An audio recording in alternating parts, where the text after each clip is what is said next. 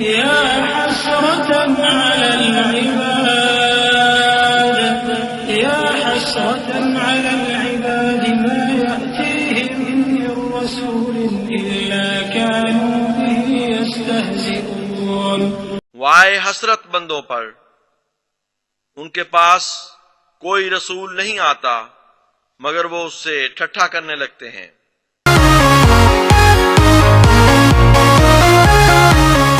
اعوذ باللہ من الشیطان الرجیم. بسم اللہ الرحمن الرحیم. محترم ناظرین، خاکسار ڈاکٹر محمد یحییٰ فیضان ختم نبوت گروپ کی جانب سے آپ کی خدمت میں حاضر ہے.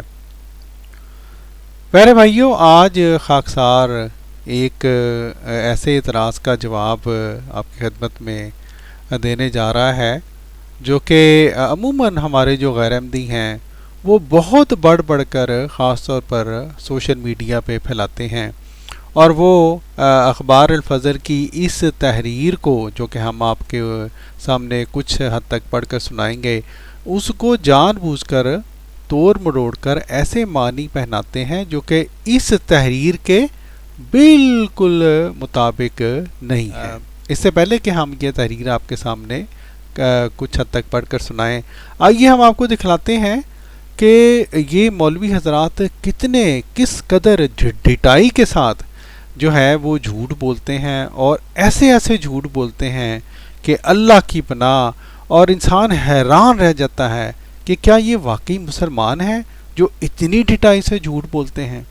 یہ ہے جی ان میں سے بے شمار ویسے تو مولوی ہیں جو جھوٹ بولتے ہیں، یہ ان میں سے ایک مولوی ہیں، اور ان کا ٹائٹل دیکھیں کتنا بیہودہ انہوں نے دیا ہوا ہے، اور یہ دیکھیں سری جھوٹ کتنی ڈٹائی سے یہ بول رہے ہیں. استغفر اللہ. سنیں ذرا. مرزائیوں کے تمام گروہ ہی اس بات کے اوپر متفق ہیں کہ مرزا غلام قادیانی کبھی کبھی زنا کیا کرتا تھا. انا للہ و انا الیہ راجعون. یہ مولوی صاحب اتنی بڑی داڑھی رکھ کے یہ مولوی اتنا بڑا جھوٹ بول رہا ہے. لعنت اللہ علی الکاذبین، لعنت اللہ علی الکاذبین. اب یہ دیکھیں، آپ حیران ہوں گے کہ یہ اتنا بڑا یہ دعویٰ کر دیا اس مولوی نے. کیا ان کے پاس کوئی حوالہ جات ہیں، کوئی ثبوت ہیں؟ کیونکہ اسلام تو ہمیں یہ بتلاتا ہے میرے بھائیوں کہ جو بغیر کسی ثبوت کے جو ہے الزام لگانا، اس طرح کا بیہودہ الزام لگانا، اگر کوئی شخص 4 گواہ اس الزام کے ساتھ نہ لا سکے تو اس کو 80 کوڑے لگائے جائیں. تو ان حالات میں تو ان جیسے مولویوں کو، کیونکہ ان کے پاس کوئی ایک بھی ایسی تحریر نہیں ہے، کوئی ایسا ثبوت نہیں ہے میرے بھائیوں جس کی بنا پر یہ اتنا بیہودہ یہ جھوٹ بولیں، لیکن یہ بولتے رہتے ہیں. تو اس صورت میں تو ان کو 80 کوڑے لگنے چاہیے. اب یہ اکیلے مولوی صاحب نہیں ہیں جی، ان کے دیکھی اور بھی بہت سے جھوٹے ہیں. یہ دیکھیں اس طرح کی ہیڈنگ دیں گے جی. یہ بھی کوئی غالباً بریلوی صاحب ہیں جنہوں نے یہ ہیڈنگ دی ہے، اور یہ کیا لکھا؟ بحوالہ روزنامہ الفضل قادیان. تو پیارے بھائی، یہ ہے وہ روزنامہ الفضل قادیان جس کی بیس پر مولوی یہ اتنا بڑا جھوٹ بولتے ہیں، اور ہماری مجبوری ہے ہمیں یہ ان کا جھوٹ جو ہے اس کو جھوٹا ثابت کرنے کے لیے ان کے کچھ حصے آپ کو دکھلانے پڑے، ان کی ویڈیوز وغیرہ کے. لیکن آئیے چلتے ہیں اس الفضل کی طرف، اور انشاءاللہ یہ الفضل جب ہم آپ کو دکھلائیں گے تو ان مولویوں کا جھوٹ خوب آپ کے سامنے جو ہے وہ روز روشن کی طرح کھل کر جو ہے آپ کے سامنے آ جائے گا. پیارے بھائیوں، اس ضمن میں 2 اہم باتیں. ایک تو یہ کہ اس بیہودہ اعتراض کا جو جواب ہے اس کے لیے ہمیں کہیں اور جانے کی ضرورت نہیں پڑتی. صرف اس خطبہ جمعہ کو بھی کوئی دوست وہ اس کو پڑھ لیں تو یہ جو تقریباً 10 صفحے پر مشتمل یہ خطبہ ہے، تو اسی خطبہ کے اندر اس بیہودہ اعتراض کا جواب موجود ہے. اور دوسری اہم بات یہ کہ جس شخص کی، جس منافق کی تحریر کے اوپر جو ہے حضرت خلیفۃ مسیح ثانی نے یہ خطبہ جمعہ دیا، اس منافق کا آج تک نہیں پتا کہ وہ دراصل وہ بندہ تھا کون، آیا وہ منافق تھا، کوئی غیر احمدی تھا جو کہ منافق بن کر خط لکھ رہا تھا، یعنی اس بارے میں کوئی پتہ نہیں. یہ بھی تو ہو سکتا ہے کہ یہ اعتراض کرنے والا شخص لاہوری بھی نہ ہو، کوئی غیر احمدی ہو، اور اپنی طرف سے کوئی مولوی صاحب بھی ہوں جو کہ خط لکھ کر یہ شو کر رہے ہوں کہ گویا وہ کوئی منافق ہیں، لیکن دراصل وہ کوئی غیر احمدی ہو. اس لیے کہ اس شخص کا جس شخص نے یہ بیہودہ تحریر حضرت خلیفۃ المسیح ثانی کو لکھی، اس شخص کے بارے میں ہمیں آج تک معلوم نہیں کہ دراصل وہ کون شخص تھا. تو یہ دو باتیں بہت اہم ہیں، اور اگر کوئی شخص صرف ان دو باتوں کے اوپر ہی جو ہے وہ غور کر لے تو اس کو یہ فوراً سمجھ آ جائے گی کہ مولوی حضرات کا اعتراض جو ہے وہ دراصل اس کی کوئی حیثیت نہیں ہے، ایک ذرا حیثیت نہیں ہے اس کی. اور یہ صرف مولوی حضرات اپنا جو ہے وہ اندرونی جو ہے گند اور اپنی ذہنی پستی جو ہے وہ اس کو ظاہر کر دیتے ہیں جب بھی وہ یہ اس طرح کے اعتراض ان حضرت مسیح موعود علیہ الصلوۃ والسلام کے اوپر کرتے ہیں جن کے بارے میں ان کے بڑے یہ لکھے ہیں کہ وہ پاک سیرت تھے اور آپ کا کردار انتہائی نیک کردار تھا الحمدللہ. تو پیارے بھائیوں، یہ ہے وہ الفضل 31 اگست 1938 کا، جس کے صفحہ نمبر 3 سے ایک خطبہ حضرت خلیفۃ المسیح الثانی رضی اللہ تعالیٰ عنہ کا شروع ہوتا ہے، اور یہ لمبا خطبہ ہے جو کہ آگے صفحہ نمبر 13 تک چلتا ہے، یعنی کہ کوئی 10 صفحات کا یہ خطبہ ہے. اور اس 10 صفحوں پر مشتمل جو خطبہ ہے اس میں سے صفحہ 6 کی ایک چھوٹی سی عبارت کو یہ لوگ اچک کر اس کے پچھلے والے حصے اور اگلے والے حصے کے بالکل خلاف ایک نتیجہ نکالتے ہیں. لیکن ہم آپ کو انشاءاللہ آج یہ کچھ نہ کچھ یہ خطبہ پڑھ کر سناتے ہیں تاکہ آپ کو پتہ چلے یہ مولوی کس قدر جھوٹے لوگ ہیں. بہرحال یہ پیارے بھائیوں خطبہ جمعہ، اس کا ہیڈنگ ہی دیکھیں. حضور فرماتے ہیں ایک سچائی پر اعتراض کرنے والے کو لازماً دوسری سچائیوں پر بھی اعتراض کرنا پڑتا ہے. پھر اب یہ دیکھیں اس خطبے کو چھاپنے سے پہلے یہ ایک نوٹ بھی یہاں پر جو ہے جماعت کی طرف سے دیا گیا، اور یہ اس نوٹ سے یہ لگتا ہے کہ بظاہر کہ خطبہ دیے جانے کے بعد اور اس خطبے کو الفضل میں چھپنے کے دوران ہمارے جو دوسرے خلیفہ تھے ان کو بعض احباب نے کچھ خطوط لکھے اس خطبہ کے بارے میں جو کہ 19 اگست کو دیا گیا تھا اور 31 اگست کے اخبار میں چھاپا گیا. حضور اس کے بارے میں فرماتے ہیں، اور میں اس لیے یہ پڑھ کے سنا رہا ہوں کہ صرف یہی حصہ پڑھ لیں تو ان مولویوں کا جھوٹ کھل کر سامنے آ جاتا ہے. حضور فرماتے ہیں اس خطبہ کے متعلق بعض دوستوں کے خطوط مجھے ملے ہیں جن میں سے ایک نے یہ شکوہ کیا ہے کہ منافق تو جماعت میں بہت کم ہیں. اب یہ دیکھیں یہ کسی منافق کا یہ خط تھا. اور پیارے بھائیوں، خاص طور پہ غیر احمدی دوست، غیر احمدی مسلمان بھائی، اگر منافقین کی باتوں کو ہم جو بھی وہ کہتے ہیں ہم ہو بہو مان لیں، جو کہ تو قرآن پاک کے یہ خلاف ہے پہلی بات. دوسری بات یہ کہ اگر ہم مان لیں تو آپ دیکھ لیں پھر تو ہر مذہب پر اندھیرا آ جائے، پھر تو ہر مذہب پر میرے بھائیوں ایک اندھیر آ جائے، اس لیے کہ اسلام کے حضور صلی اللہ علیہ وآلہ وسلم کے بارے میں منافقین کیا کیا بکواسیات نہیں کیا کرتے تھے. اگر نہیں کرتے تھے تو قرآن پاک میں ان کا رد کیوں کیا گیا ہے؟ اب ظاہر ہے کرتے تھے تو قرآن پاک نے ان کا رد کیا ہے. بہرحال تو ہمیں یہ تعلیم ہے اسلام کی کہ منافقین کی باتوں کو نظر انداز کیا جائے، منافقین کی باتوں کو سچا نہ مانا جائے. لیکن یہ مولوی حضرات ایک منافق کے خط کو، ایک منافق کی تحریر کو یوں جو ہے وہ آگے پیش کرتے ہیں گویا وہ بڑا ہی کوئی سچائی پہ مبنی خط تھا، اور جس طرح گویا جماعت کی یا کسی مستند کسی کتاب میں یہ بات مانی گئی ہے یا اخبار میں یہ بات مانی گئی ہے کہ نعوذ باللہ معاذ اللہ حضرت مسیح موعود علیہ الصلوۃ والسلام کے اس طرح کے کردار کے مالک تھے. استغفر اللہ، یہ بات صریح جھوٹ ہے جو کہ مولوی پھیلاتے ہیں. بہرحال حضور فرماتے ہیں کہ ایک شخص نے یہ شکوہ کیا ہے کہ منافق تو جماعت میں بہت کم ہیں، کوئی ایک دو ہوں گے، پھر آپ ایسے خطبے کیوں پڑھتے ہیں؟ اس طرح لوگوں کو خیال ہوتا ہے شاید بہت سے لوگ ہوں۔ اس کا جواب یہ ہے کہ یہ تو میں خود کہہ چکا ہوں کہ چند ہی لوگ ہیں، لیکن کسی گندے خیال کی نسبت یہ نہیں کہنا چاہیے کہ ایک کا ہے۔ اب یہ دیکھیں حضور اس خیال کو، جو اس بندے نے بات لکھی ہے، جس بات کو مولوی آگے بڑھ بڑھ کے بیان کرتے ہیں، حضور اس کو کیا کہہ رہے ہیں؟ گندے خیال ہے جی۔ گندے خیال کی نسبت یہ نہیں کہنا چاہیے کہ ایک کا ہے، اس کا رد کرنا آئندہ نسلوں کے لیے مفید ہو سکتا ہے۔ تو اس خطبے میں اے مولوی حضرات، اے غیر احمدی بھائیو، اس خطبے میں ہمارے جو دوسرے خلیفہ حضرت خلیفۃ مسیح ثانی ہیں، انہوں نے اس منافق شخص کی اس بات کا رد بیان کیا ہے، اور آپ اس طرح سے پیش کرتے ہیں کہ گویا اس کی تائید کی گئی ہے اس خطبہ میں۔ پھر آپ فرماتے ہیں اس لیے میں جن باتوں کے متعلق ضروری سمجھتا ہوں خطبہ پڑھ دیتا ہوں۔ آخر ان چند منافقوں کے لیے قرآن کریم میں کثیر آیات اتری ہیں۔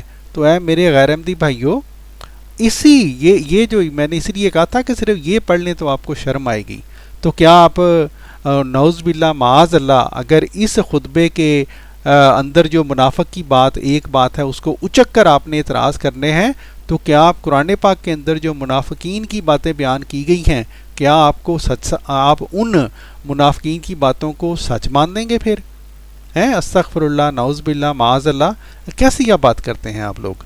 انتہائی تکلیف دہ بات ہوتی جو ہے، وہ انسان کو سخت تکلیف ہوتی ہے جب آپ کی اس طرح کی غیر اسلامی، غیر اخلاقی اور غیر قرآنی باتیں اتنی بڑی بڑی داڑیوں والے مولویوں کے منہ سے انسان سنتا ہے۔ استغفر اللہ۔ حضور فرماتے ہیں میرے تو سارے خطبے ایک آیت کی برابری نہیں کر سکتے ہے جی۔ تو بہرحال میرے بھائیو، یہ جو بات جو میں بیان کر رہا تھا کہ یہ پورا ایک منافق کا کوئی ایک خط تھا، تو اس خطبہ میں چند حصے آپ کے سامنے پڑھ کے بیان کر دیتا ہوں۔ حضور فرماتے ہیں اللہ تعالیٰ کی سنت ہے کہ جب کوئی شخص ایک صداقت پر اعتراض کرتا ہے تو وہ لازماً آہستہ آہستہ دوسری صداقتوں پر بھی اعتراض کرنے پر مجبور ہوتا ہے۔ حضرت مسیح موعود علیہ الصلوۃ والسلام پر جس قدر اعتراضات لوگوں نے کیے، وہ سارے ہی ایسے تھے جو دوسرے انبیاء پر بھی پڑھتے تھے، اور جب حضرت مسیح موعود علیہ الصلوۃ والسلام مثال دیتے اور فرماتے کہ دیکھو یہ اعتراض تو پھر رسول کریم صلی اللہ علیہ وآلہ وسلم پر بھی پڑتا ہے، یا حضرت عیسیٰ علیہ السلام پر بھی پڑتا ہے، یا حضرت موسیٰ علیہ السلام پر بھی پڑتا ہے، تو وہ لوگ گالیوں پر اتراتے اور کہتے کہ آپ انبیاء کی حد تک کرتے ہیں، حالانکہ جب ایک شخص، اب یہ دیکھیں یہ امپورٹنٹ بات ہے، حضور فرماتے ہیں حالانکہ جب ایک شخص ایک صداقت کا مدعی ہے اور وہ اپنے آپ کو اس کی کڑی کے طور پر پیش کرتا ہے، تو لازماً اسے دوسروں کی مثالوں کو پیش کرنا پڑتا ہے، کیونکہ اگر اس کا فعل قابل اعتراض ہوگا تو دوسروں کے افعال کو بھی قابل اعتراض قرار دینا پڑے گا۔ تو میرے بھائیو، یہ حضور یہاں پر بیان کرتے کرتے، اب یہ دیکھیں آپ، میں اس کا لنک دوں گا، باقی بھی حصہ پڑھ لیں۔ حضور اس خطبے میں منافقین کا جو ہے وہ حال بیان کر رہے ہیں کہ منافقین کس طرح کے ہوتے ہیں، اعتراضات کرنے والے لوگ کس طرح کے ہوتے ہیں، اور کرتے کرتے یہ دیکھیں حضور انور نے یہاں پر اس شخص کی بارے میں بات جو ہے وہ بیان کرنا شروع کی ہے۔ حضور فرماتے ہیں میں نے ایک پچھلے خطبہ جمعہ میں منافقوں کی بعض علامات بتائی تھیں اور جماعت کے دوستوں کو سمجھایا تھا کہ منافق کون ہوتا ہے اور اس کی کیا کیا علامتیں ہوتی ہیں۔ اس پر مجھے ایک منافق کا ایک گمنام خط آیا، یعنی منافق بھی ہے اور اتنا بزدل منافق ہے کہ اس کو ہمت نہیں ہوئی کہ اپنا نام ہی لکھ دے۔ فرماتے ہیں یہ شخص پہلے بھی کئی دفعہ ایسے خط لکھ چکا ہے اور ہمارا خیال ہے کہ یہ مصری پارٹی کا کوئی فرد ہے۔ یہ مصری پارٹی منافقین کی ایک پارٹی تھی، جس طرح حضور صلی اللہ علیہ وآلہ وسلم کے زمانے میں منافقین کا ایک گروہ تھا، اسی طرح یہ مصری پارٹی ایک منافقین کا ہی آپ یہ کہہ لیں کہ گروہ تھا اس وقت۔ حضور فرماتے ہیں مگر خطوں میں ہمیشہ مصری صاحب کو کمبخت مصری لکھا کرتا ہے، لیکن بات وہی کرتا ہے جو مصری پارٹی کرتی ہے، پھر نہ معلوم اس کا کمبخت کہنا کیا معنی رکھتا ہے۔ تو یہ اس طرح کا بندہ تھا جو کہ بات جان بوجھ کے اس طرح کی کرتا تھا، نہ اپنا اپنا نام لکھتا تھا۔ یہ دیکھیں حضور فرماتے ہیں تو کئی خطوط اس گمنام خط بھیجنے والے کے میرے نام آئے ہیں، میں کئی خطوط اس لیے کہتا ہوں کہ یہ خود بھی اپنے اس خط میں تسلیم کرتا ہے کہ پہلے جو خط آپ کو ملے ہیں وہ بھی میرے ہی ہیں۔ پیارے دوستو، اس اخبار 31 اگست 1938 کے اب ہم صفحہ نمبر 6 پر پہنچ گئے ہیں۔ میں جلدی یہ تھوڑی باتیں آپ کو بتا رہا ہوں۔ اب یہاں سے وہ عبارت شروع ہوتی ہے جس عبارت کے اس حصے پر مولوی حضرات جو ہیں وہ اس کو اچک کر اور اس کے اوپر یوں پیش کرتے ہیں گویا کوئی جماعت نے یہ خود یہ بات مانی ہے، اور گویا یہ جماعت کی کوئی مستند ترین یہ کسی شخص نے یہ بات کی ہے وغیرہ وغیرہ، اور بڑا ان کا ثبوت جو ہے ان کے ہاتھ آ گیا ہے۔ حالانکہ بھائیو اصل حقیقت یہی ہے کہ یہ کوئی ایسی بات نہیں ہے کہ کسی مولوی نے کوئی بڑا سراغ لگا کر یہ تحریر نکالی ہو۔ حضرت ہمارے دوسرے خلیفہ کے خطبہ جمعہ کی یہ تحریر ہے، اس میں حضور انور نے یہ ایک خط ایک منافق کا بیان کیا ہے۔ حضور فرماتے ہیں لیکن اس شخص کے بارے میں، لیکن اس قدر اعتراضات کرنے کے باوجود ہر خط میں بڑا اخلاص بھی ظاہر کیا ہوا ہوتا ہے اور لکھا ہوتا ہے ہم سلسلہ کے خادم ہیں، مگر اس کی سلسلہ سے محبت کا اندازہ اسی سے ہو سکتا ہے کہ ایک خط میں جس کے متعلق اس نے تسلیم کیا ہے کہ وہ اسی کا لکھا ہوا ہے، اس پر یہ تحریر کیا ہے، یعنی اس خط پر یہ تحریر کیا ہے کہ حضرت مسیح موعود ولی اللہ تھے، اور ولی اللہ بھی کبھی کبھی زنا کر لیا کرتے ہیں، لیکن اگر انہوں نے کبھی کبھار زنا کر لیا تو اس میں کیا حرج ہے۔ استغفر اللہ، یہ کتنی بیہودہ عبارت اس منافق نے لکھی ہے۔ پھر لکھا ہے ہمیں حضرت مسیح موعود علیہ السلام پر اعتراض نہیں کیونکہ وہ کبھی کبھی زنا کیا کرتے تھے، ہمیں اعتراض موجودہ خلیفہ پر ہے کیونکہ وہ ہر وقت زنا کرتا رہتا ہے۔ اب حضور اس کے اوپر اس کی عبارت سنا کر یہ فرماتے ہیں اس اعتراض سے پتہ لگتا ہے کہ یہ شخص پیغامی طبع ہے، یعنی کہ لاہوری جماعت سے اس کا تعلق ہے۔ کیوں؟ حضور فرماتے ہیں اس لیے کہ ہمارا حضرت مسیح موعود علیہ السلام کے متعلق یہ اعتقاد ہے کہ آپ نبی اللہ تھے، مگر پیغامی اس بات کو نہیں مانتے اور وہ آپ کو صرف ولی اللہ سمجھتے ہیں۔ اب حضور اس کا یہ نچوڑ نکال رہے ہیں۔ تو جب کوئی شخص ایک سچائی پر اعتراض کرتا ہے، یعنی کہ جس نے خلیفہ ثانی کے اوپر اعتراض کیا ہے ہمارے دوسرے خلیفہ کے اوپر، تو حضور فرماتے ہیں اسے لازماً دوسری سچائیوں پر بھی اعتراض کرنا پڑتا ہے۔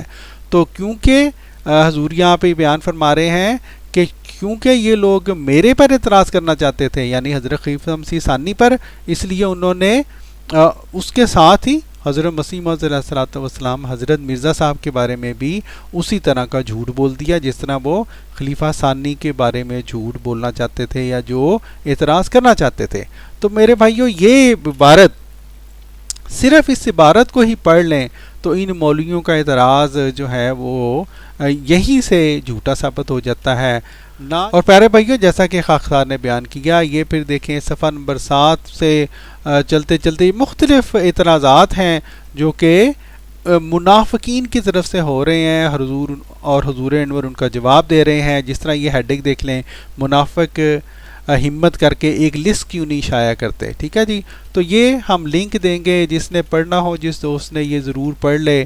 اور یہ دیکھیں انہی کے جھوٹ اور افتراء حضور بیان کرتے جا رہے ہیں اور کرتے کرتے یہ صفحہ 9 آ گیا، اور اسی طرح آگے چلتے چلتے میرے بھائیوں یہ صفحہ نمبر 13 تک جو ہے یہ خطبہ جو ہے وہ چھپا ہے۔ اب یہ دیکھیں، یہ ہیڈنگ بھی دیکھیں، منافق ہمیشہ اس قسم کے اعتراضات کیا کرتے تھے، یعنی کہ یہ حضور صلی اللہ علیہ وآلہ وسلم کے منافقین بھی ملتے جلتے اعتراضات اس زمانے میں بھی کیا کرتے تھے۔ اور ہمارے وہ مولوی، جس طرح کہ ہم نے پہلے عرض کیا ہے، جو جماعت احمدیہ کے بارے میں بڑی بغلیں بجاتے ہیں کہ جی یہ منافق نے اعتراض کر دیا ہے، تو گویا ہم مان لیں۔ ان کا یہ طریقہ، ان کا طریقہ واردات یہ ہوتا ہے کہ جناب گویا اگر یہ اخبار میں چھپ گیا ہے تو اس کو مان لیں، حالانکہ ان مولوی حضرات کو یہ شرم آنی چاہیے کہ اگر یہ انہی کا اصول مانا جائے جس طرح کے خاکسار نے عرض کیا ہے، تو کیا مولوی حضرات ان اعتراضات کو بھی ہو بہو سچا مانیں گے جو کہ منافقین ہمارے پیارے نبی حضور صلی اللہ علیہ وسلم پر کیا کرتے تھے؟ ہرگز نہیں۔ بہرحال یہ جناب کرتے کرتے میرے بھائیوں یہ صفحہ نمبر 12 اور یہ پھر جس طرح کہ میں نے بیان کیا ہے یہ صفحہ نمبر 13 تک یہ خطبہ ہے، یعنی کہ کوئی 10 صفحوں کا یہ خطبہ ہے، اور یہ آخری حصہ میں آپ کے سامنے پڑھنا چاہتا ہوں، اور اس لیے پڑھنا چاہتا ہوں کہ اس میں تقریباً اس سارے اعتراض کا جو ہے وہ جواب یہاں پہ بھی مل جاتا ہے۔ حضور فرماتے ہیں پس دشمن جو چاہے اعتراض کرے، یعنی یہ جو تحریر جو ہے جس تحریر کو مولوی حضرات بہت پیش کرتے ہیں وہ کس کی تحریر تھی؟ دشمن کی، منافق کی تحریر تھی۔ حضور فرماتے ہیں پس دشمن جو چاہے اعتراض کرے، ہمیں اس کا اعتراض کرنا برا نہیں لگتا، ہمیں افسوس آتا ہے تو اس بات پر کہ وہ ظاہر کچھ کرتے ہیں اور ان کا باطن کچھ اور ہے۔ کیا مطلب؟ یعنی وہ منافق ہیں، وہ ظاہر یہ کرتے ہیں کہ ہم حضرت مسیح موعود علیہ الصلوۃ والسلام کے غلام ہیں، مگر کام وہ کرتے ہیں جو حضرت مسیح موعود علیہ الصلوۃ والسلام کے کپڑوں کو آگ لگانے والا ہے۔ یہ حضور انور اپنی جو حضرت مسیح موعود علیہ الصلوۃ والسلام کی ایک خواب کے تناظر میں یہ حضور نے یہ فکرہ استعمال کیا ہے۔ تو مگر وہ یاد رکھیں، نہ پہلے کوئی دشمن اپنے منصوبوں میں کامیاب ہوا اور نہ وہ کامیاب ہوں گے، آگیں بجھائی جائیں گی اور صرف داغ رہ جائیں گے، مگر وہ داغ انہی منافقین کا وجود ہوگا۔ تو یہ میرے بھائیوں پورے خطبے کو آپ پڑھ لیں، یہ بات خوب کھل کر جو ہے وہ سامنے آ جاتی ہے کہ صفحہ نمبر 6 کی وہ تحریر جس کے اوپر مولوی جو ہیں اتنی زیادہ جناب ویڈیوز بناتے ہیں اور اچھل کود کرتے ہیں، یہ دراصل ایک منافق شخص کی تحریر تھی، یہ والی تحریر میرے بھائیوں۔ اور اس تحریر کو مولوی جو جس طرح سے پیش کرتے ہیں وہ کوئی بھی مسلمان، کوئی مومن اس طرح کی حرکت کر ہی نہیں سکتا۔ کیوں؟ اسلام نے ہمیں اس سے منع کیا ہے، قرآن پاک نے ہمیں اس سے منع کیا ہے۔ بنیادی بلکہ مذہب کی دنیا تو ایک طرف رہنے دے میرے بھائیوں، بنیادی اخلاق ہمیں اس بات کی اجازت نہیں دیتے کہ ہم اس طرح سے تحریروں کو توڑ مروڑ کر جو ہیں وہ دنیا کے سامنے پیش کریں۔ اسی سے ثابت ہو جاتا ہے کہ یہ لوگ جو ہیں وہ فطرتاً جھوٹے لوگ ہیں، اور جھوٹ ان کی سرشت میں اس طرح سے داخل ہو گیا ہے کہ اللہ معاف کرے، انسان کیا کہہ سکتا ہے ان کو۔